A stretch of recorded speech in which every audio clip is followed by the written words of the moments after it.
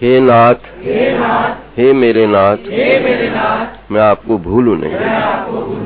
हे नाथ, हे मेरे नाथ, मैं आपको भूलूं नहीं। विश्वास के मंदिर पर बैठ करके मैं चिंतन करता रहता हूं और उसके साथ अपने समीप के साथियों को भी। यद्यपि मेरा साथ कौन हो सकता होगा? भूमिका निभाने के लिए किसी ने मुझको मान के रखा साथी, किसी को मैंने मान के रखा साथी। उन साथियों को भी विवेक की उद्धरा पर ले जाने के लिए मैं विश्वास के मंदिर पर बैठ करके अर्चना करता हूं, अभ्यास करता हूं। सफलता कितनी मिले ये भगवान के हाथ में है। कब सफलता मिलती है महाराज? कब से भक्ति शुरू होती है और भक्ति का एंड जो है वो ज्ञान है। भक्ति का फल है विशुद्ध ज्ञान हो जाए। इस विश्वास के मंदिर में 3 प्रसंग हमको मिले हैं। प्रथम 6 सोपान मिली हैं, 6 अध्याय मिले हैं। तो क्या मिले हैं? कर्म। दूसरे 6 अध्याय मिले तो क्या मिले?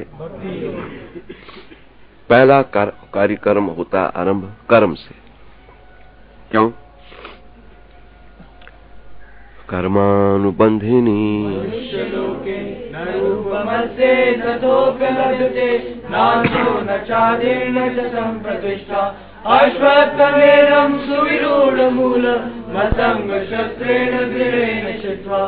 कर्म के अनुबंध से ही इस लोक में आया जाता है। चाहे वो पशु का हो, जीवन हो, पक्षी का हो, मानुष का हो, सर्वेशाम। उस कर्म अनुबंध से छूटने के लिए, क्योंकि जब तक अहम और मम की भूमि रहती है, मैं करता हूं, ये मेरा है और ये मैं हूं। जैसे मेरा आश्रम है और मैं महंत हूं, ये दोनों प्रसंग मुझे बांधने वाले हैं। यहां कुछ नहीं होना, यहां तो शरीर छूटने के बाद सब बना रहेगा। कौन इसमें आके प्रवेश पा जाएंगे। लेकिन मेरा जो वृत्ति है जो मुझको बंध के ले जाएगी, जिसको भगवान कह रहे हैं वायुर्गंधा। वायुर्गंधा, जैसे वायु गंध को लेकर के कहीं कहीं ले जाती है सुगंध को, ऐसे ही वासना जो है जीवात्मा को कहीं कहीं ले जाती है। यहां कुछ फर्क नहीं पड़ता। अगर मैं कह दूं मेरा मकान है तो मरने के बाद यहां फर्क नहीं पड़ता। यहां जिसका है वो है। मेरे लिए बड़ा हानिकर हुआ। थोड़े दिन का जीवन मिला और मैंने अपनी आफत अपने मत्थे लगा दी। वो मेरा जो मेरापन है, मेरा आश्रम, मैं मंद, मैं कहीं परेशान हूं। यहां क्या परेशानी? शरीर छूटने के बाद कौन क्या रूप लेके इसी आश्रम में चला है ममता से, जिसको कोई पहचान ही ना पाए कि वही है, मेहनत है यहां का। बड़ा बुरा हाल है कर्म के अनुबंध का। लेकिन आश्चर्य है, न रूपम से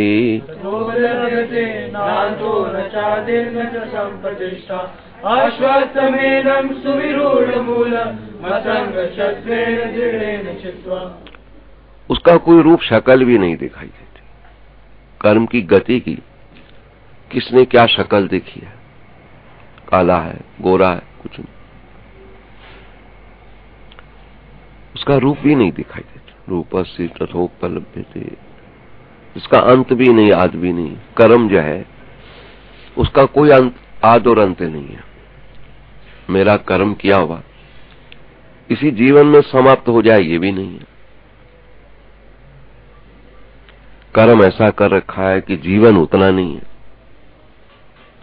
तो जितने तक जीवन है उतने तक तो हम उसको भोग लेंगे। बाद में बचा हुआ प्रसंग फिर उसको बैलेंस में, जिसको हमारे यहाँ संचित कर्म कहते हैं, जमा, फिर जब नेक्स्ट जन्म मिलेगा तो वही जो बैलेंस कर्म है हमारा, किसी भी योनि में आए वहीं वो तंग करेगा। ये जो गाय बैल घोड़ा जिनके प्राण नहीं निकलते, लोग ये कहते हैं कि अपने कर्म से बेचारा जीव भटक रहा है, अपने कर्म का फल भोग रहा है। मानो भी कोई आया अंधा आ गया या अंधा बन गया बीच में, पहले आंखें ठीक, कईयों का होता है आंखें ठीक बीच में अंधे हो जाते, कई एक आंख नहीं रहती। फिर एक लड़का बड़ा सुंदर है, उस दिन हमको लाए दिखाया, जा रहा स्कूटर पे, तो महाराज पीछे ही देहरादून की घटना है, कोई ट्रक है जिसके पीछे लोहे की सरिया बड़ी दूर तक है, पता न चला अंधेरे में वो टकरा, एक सरिया उसकी आंख में घुस गया। इतना सुंदर लड़का एक आंख से विहीन हो गया। हमारे पास लाया, बाबा ये घटना घटी, 4 साल हो गए, अब एक आंख इसकी नहीं है। कोई लड़की देखो, पहले तो कई लोग चक्कर काट रहे थे, एमकॉम किए हुए है, बिजनेस भी अच्छा है, अब एक आंख जाने से अब कोई पूछता ही नहीं कि इसको हम लड़की दें।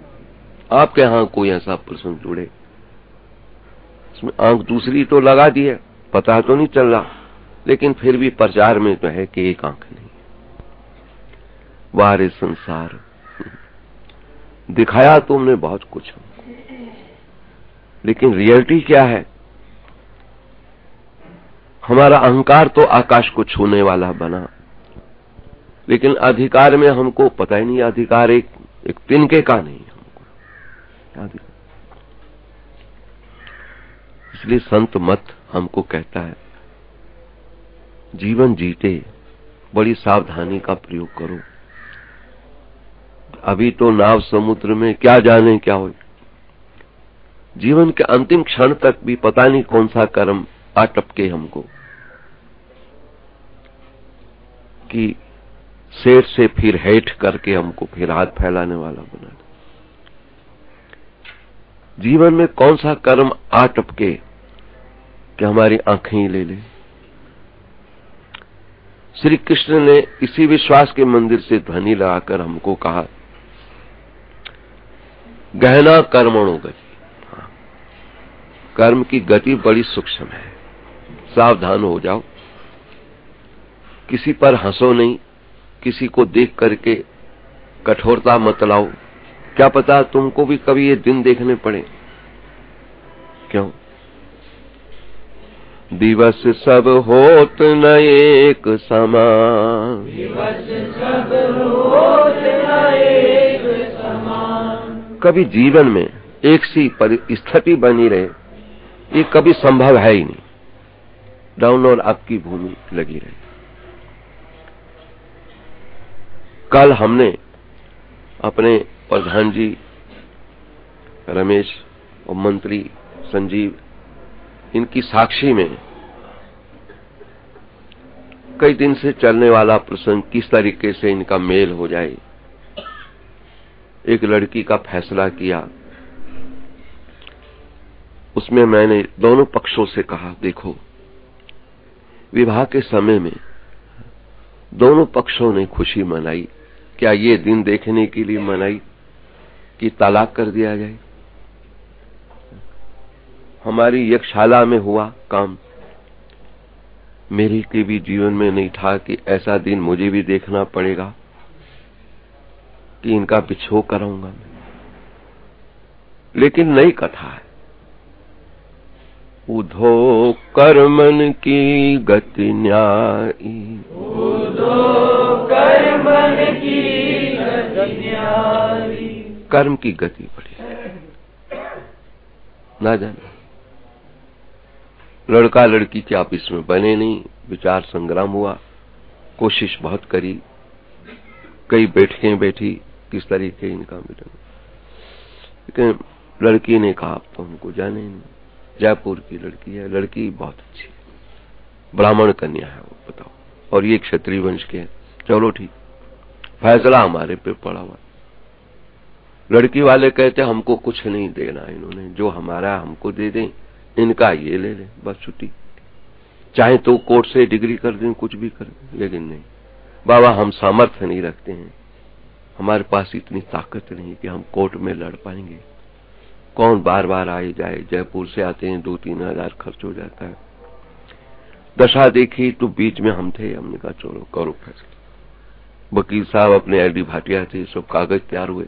जब फैसले का वक्त आया, लड़की को जब मैंने देखा, मुख भाषा में वो मेरी और ताक रही है, बाबा न्याय कह देते हैं। क्यों? उसके अपने बैकग्राउंड घर की भी दिखाई दे रही है। पिता उसका 2500 रुपया तनख्वाह पर किसी दुकान पे, मकान अपना है, ठीक। एक भाई एमकॉम कर रहा, अभी सर्विस लगी नहीं, तो वो उन्होंने निर्णय हम पे रखा हुआ। चलो भाई, लड़के वालों से कहा भाई तुम 31,000 इसकी झोली में डालो, जो सामान इनका सब इसको दो, न जैसे आपकी इच्छा। उन्होंने दे दिया। अंत में प्रश्न आया कि लड़की के पास हमारा जेवर पड़ा है, वो भी हमको दो। उन्होंने जेवर भर के, हमने लड़के वालों से पूछा कितना का जेवर है, 25,000 का है। हमने कहा इस कन्या के विवाह में भी हम 11,000 देंगे, दोबारा कहीं विवाह होगा, और ये 25,000 मैं लड़के वालों को दे दूंगा अगर कहीं विवाह हुआ, पर ये जेवर इस कन्या से नहीं उतारना है। सारे देख के हमको हैरान हो रहे हैं। हमने कहा ये मैंने इसको बेटी बना के रखा, पहले ही दिन ही बेटी कह दिया, फिर कहीं इसका विवाह होगा, इसके काम आ जाएगा। इसलिए जहां 11,000 कन्या को देना मैंने कह दिया दोबारा विवाह होने पर, वहां 25,000 दोबारा विवाह होने पर इस बच्चे को भी मैं दे दूंगा, पर इस कन्या से ये जेवर न लिया जाए। वो कन्या हमको देखने लगी, कन्या पक्ष वाले देखने लगे। मैं बताओ ऐसा फैसला कोई देता है? 36,000 हम अपने जिम्मे ले रहे। न्यायाधीश जो है, अंतर आत्मा बोलती है। हमने कहा हमसे कोई अपराध बना हो तो हमको क्षमा करो। हमारे यहाँ तो यही हुआ है कि यक्षशाला में तुम लोगों ने, हम नहीं जानते तुम कौन हो क्या है, हमारा कुछ स्वार्थ नहीं, मैंने कुछ किसी से लिया नहीं, कुछ नहीं। यक्षशाला लोग मांग लेते हैं भाई हम यहाँ विवाह कराएंगे, हम बताओ। लेकिन स्थिति देखकर मुझे लगता है, जब हमने कहा ना कन्या से ये जेवर न लिया जाए, मैं सोचता हूँ कन्या का हृदय कितना गदगद हो गया होगा कि हमारा भी कोई है देहरादून में। वो फिर अलग अपने को नहीं मानते होंगे कि हम जयपुर के हैं, देहरादून वाले ऐसे होते हैं। उनको भी पता चले कि तुम्हारा देहरादून में कोई है, बाबा बेटा है। हमने उनको कहा छोटे बच्चे से लेकर बड़े तक हमको बाबा बुलाते हैं। भगवान मेरे इस बाबा पद को सुरक्षित रखे, ऐसी निभ जाए बाबा है सब।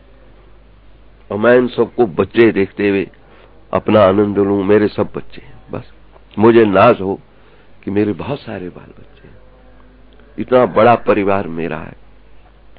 उस परिवार के नाज पर, जिसको समता योग कहते हैं गीता का, उसके नाज पर मेरे सारे काम अपने आप होते रहते हैं।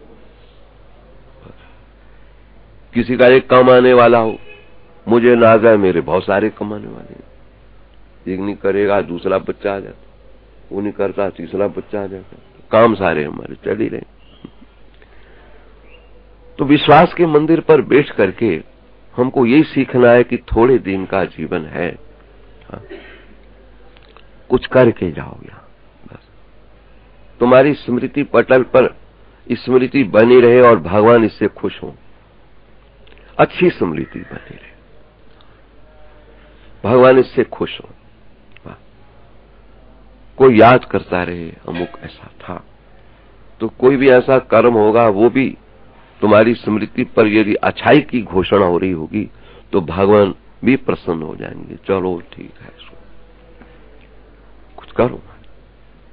इसलिए प्रातःकालीन इस अमृत वेला में हम लोग विश्वास के मंदिर पर बैठ करके श्रीमद् भगवद गीता मेरे विश्वास का बिंदु रहा है। 8 वर्ष की उम्र में मैंने श्री गीता जी का आश्रय लिया, पॉकेट में रखी, अब तक वो रहती है हमारे पास। और बड़ा नाज रहता हमको, बार बार कोई प्रसंग आए तो मैं पॉकेट में हाथ डालता हूं, काम हो जाता हमारा। जिस नाज और नखरे पर मेरा जीवन गुजरा है, भगवान ऐसा सबको जीवन दे। हाँ, मैं इसको अनुभव करता हूं महाराज। इसलिए विश्वास के मंदिर पर बैठे बैठे जीवन के अंतिम चरण पर, क्योंकि अब तो अंतिम चरण ही है, जब कहीं जाना नहीं, आना नहीं, क्षेत्र संन्यास लेना और मृत्यु शैया पर पड़ना एक बराबर है महाराज। लोहे के चने चबाना एक बराबर है। ठीक है, अब तो सारा के सारा खत्म। अब क्या सोचता रहता हूं, जग वालों का हुआ सवेरा, अपनी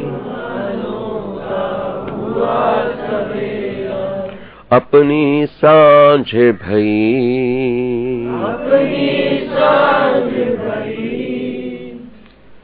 एक भक्त हमारी सेवा में है, तो गवर्नमेंट सर्विस है उसकी महाराज, आर्डिनेंस फैक्ट्री में 3-4 साल से कह रहा, बाबा आप क्षेत्र संन्यास में हैं, आज्ञा दो तो मैं रिटायरमेंट ले लूं और सारा टाइम आपके पास लूं। हम उसको मना करते रहते हैं, बेटा अभी ऐसी कोई जरूरत है नहीं, कोई ऐसे बूढ़े हम होने के कि सारा दिन मुझको किसी की जरूरत पड़ गई है।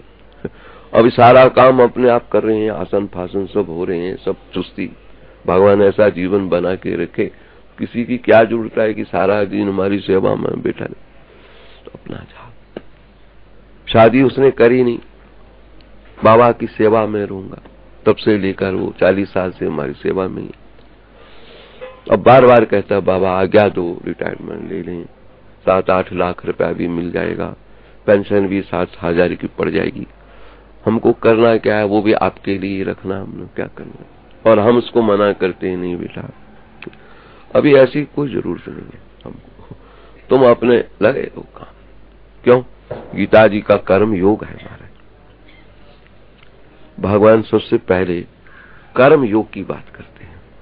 6 अध्याय जो प्रथम है कर्म योग के है। तुम्हारा कर्म ही तुमको भगवान से मिला दे। मेरा कर्म भगवान से मिलाए, तुम्हारा भी कर्म भगवान से मिले। तुम्हारा कर्म भगवान से कैसे मिलाएगा?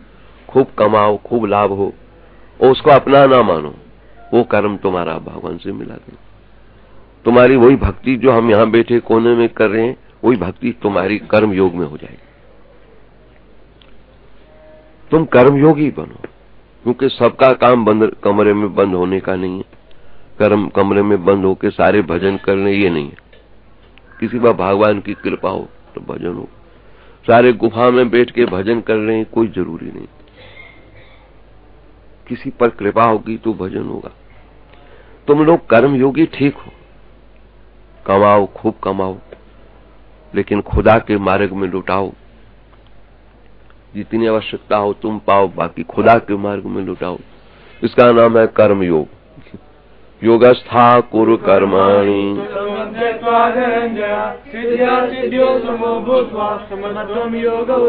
ये विश्वास के मंदिर की ध्वनि है। ये जो श्लोक हम बोल रहे हैं बाहर का नहीं है। इन बच्चों को हमने पूरे 18 अध्याय कंठ करा रखे, ताकि अंत में मेरे काम आएंगे। वृद्धावस्था में कहीं मैं श्लोक भूलूंगा तो ये हमको याद कराएंगे। ये बेचारे लगे रहते हैं, सब लग रहे हैं पढ़ने में। तुम्हारा कर्म ही योग हो जाए। गीता प्रथम चरण पर हमको प्रेरणा देती है, कर्म योग। तुम्हारा कर्म योग हो जाए, अर्थात तुम्हारा कर्म भक्ति में आ जाए। कर्म भक्ति में कैसे आएगा? चले कबीरे को देखें, कर्म करता है हमारा, दाना बुनता है, सूत काटता है।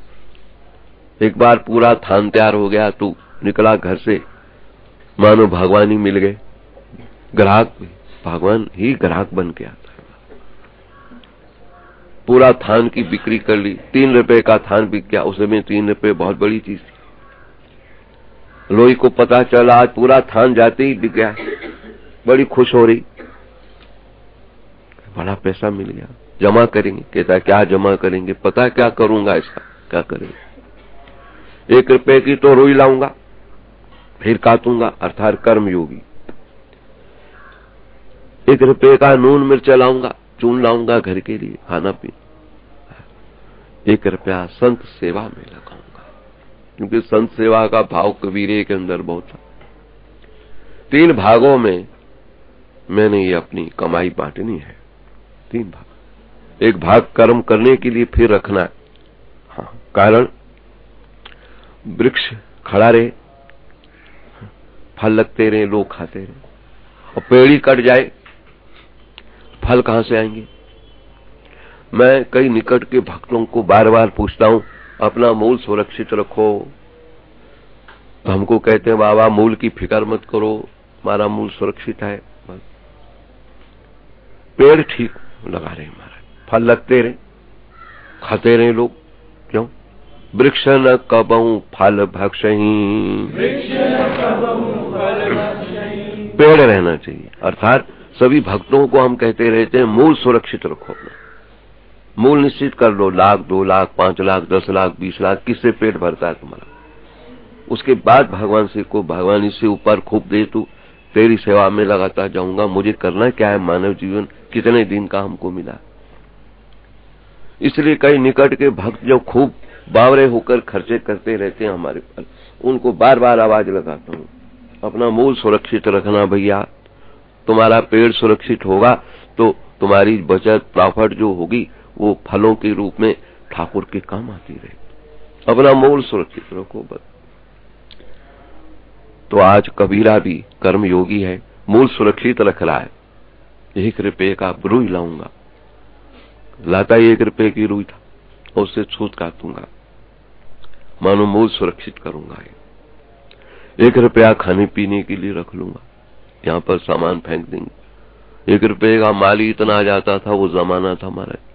जो हमारे पिताजी कहते थे 2 पैसे शेर हमने दूध लिया है, तो सोचो कि कबीरे के वक्त में कैसा दूध होता होगा, सोचना होगा। 4 आने पाओ तो हम मूंग की दाल खुद लाए, फिर 1 रुपए का 2 किलो आटा तो हम खुद लेके आए जब बैठे हैं सन 53-54 में। तो कल्पना करो कि पहले का जमाना कितना सस्ता रहा होगा। 1 पाई के छोले खाए हमने बन्नू में मारा, दमड़ी के। इतने छोले मिल जाते थे कि खाए न जाए, 1 आध दोस्त को भी खिलाए साथ, ये अपने आंखों देखा है। कौन विश्वास करेगा? है हर चीज। 1 रुपए का शुद्ध घी किलो वहां शेर मिलता रहा बन्नू में। यहां करके देखा हमने 6 रुपए शेर, तो हमने देखा ही देखा। उसके बाद धीरे धीरे आप वही घी 150 रुपए किलो, 140 रुपए किलो लगता है? देखो अब क्या जमाना था कि 2 पैसे शेर दूध हमारे बुजुर्गों ने पिया। 90 साल का बूढ़ा कह रहा है मैंने 2 पैसे शेर दूध पिया है।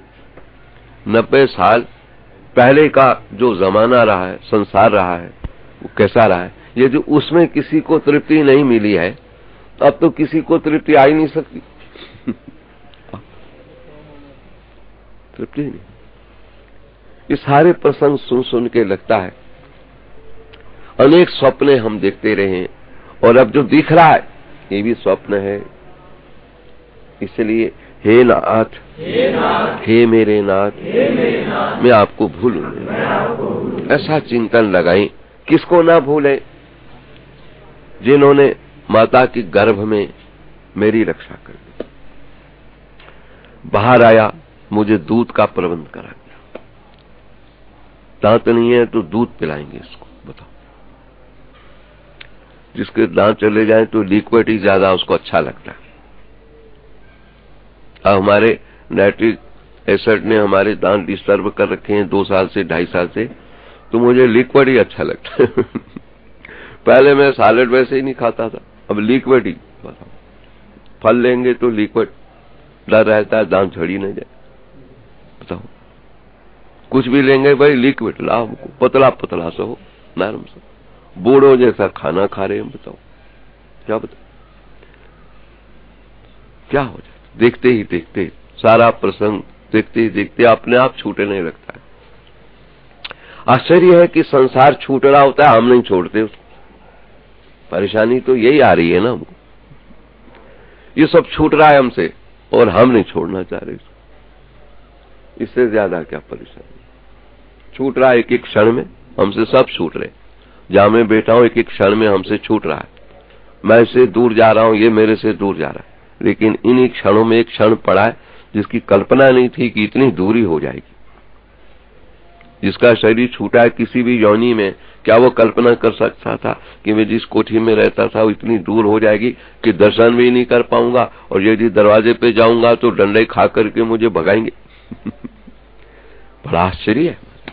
इसी का नाम माया कह के पुकारा। देवी ऐसा गुणमयी माया दुरतया मामे वे प्रपद्यन्ते माया में काम तरन्ति ते। मानव जीवन हमारा मूल सुरक्षित हो जाए। इस समय जो हम बैठे हैं विश्वास के मंदिर पे, चिंतन तो कर रहे हैं कि भगवान हम तुमको भूले नहीं, लेकिन है बड़ा मुश्किल। शरीर पर पड़ा हुआ व्यक्ति शरीर का चिंतन ज्यादा करता है, शरीर से बनाए हुए संबंधों का चिंतन करता है और शरीरी का चिंतन भूल जाता है। इस श्लोक में हमको शरीरी का चिंतन करा रहे हैं। अंतवंत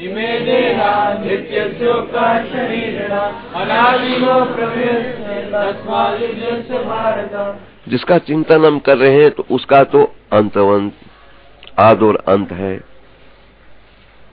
अब जिसका आद है अंत, उसका क्या विश्वास है। जो आता जाता रहे तो स्थिर नहीं है, तो उसको सत्य कैसे मान लें हम। सत्य वही है जो पहले भी था, अब भी है, आगे भी रहेगा। सत्य वो जिसके पकड़ में आ गया है तो उसको बाहर के उपकरणों का कोई प्रभाव ही नहीं पड़ रहा है। यो निहर्षति न द्वेष्टि न शोचति न कांक्षति।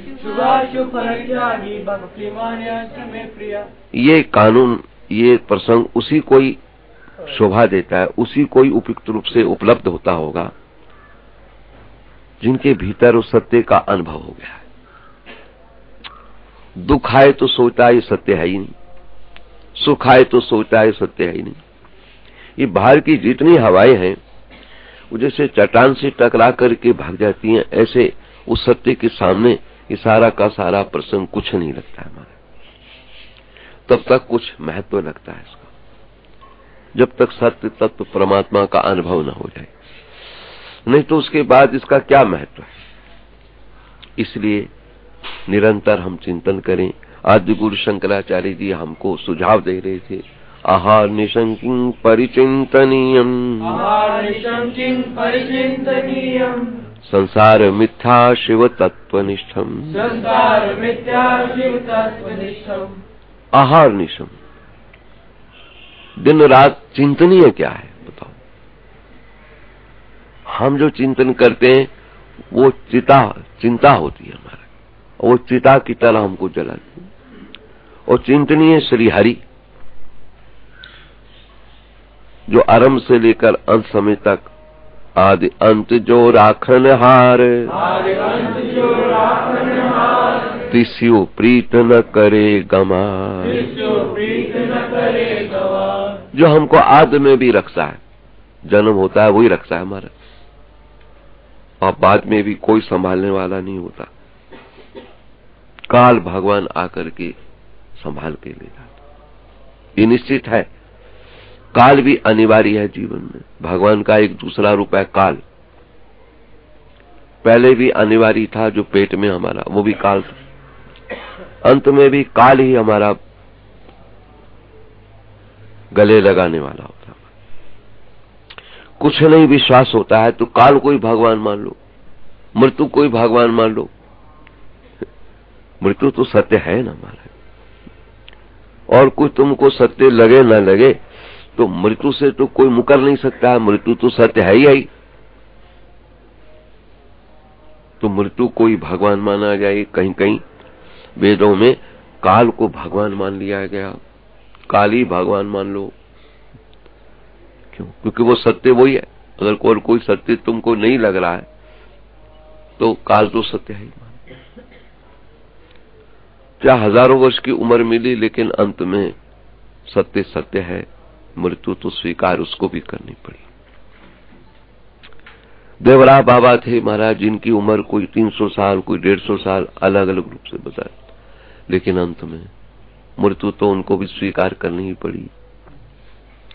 10,000 वर्ष की उम्र वाले ऋषि रहे, लेकिन अंत में आया अमुक समय पे उन्होंने मृत्यु तो स्वीकार करनी पड़ी। और कुछ सत्य हो या ना हो, कुछ समझ में आवे ना आवे, तो मृत्यु तो सबकी समझ में आती है ना। एक न एक दिन कोई भी हो है? उसका ये स्वरूप हमारे सामने आ ही जाता है। तो काल को ही अगर हम भगवान मान के चलेंगे तो भी हम यहाँ भयभीत होकर के कर्म की भूमि के सुधार में लगे रहेंगे। इसलिए हे नाथ, हे मेरे नाथ, मैं आपको भूलूं नहीं। विश्वास के मंदिर पर बैठा हुआ आशा लगा के रखो। जगत की आशा हमको चिता बना कर जलाती है, और भगवान के मिलन की आशा हमको ठंडक प्रदान करती है। आशा और आशा राशि एक, जैसे राम और रावण राशि एक, लेकिन परिभाषा अलग।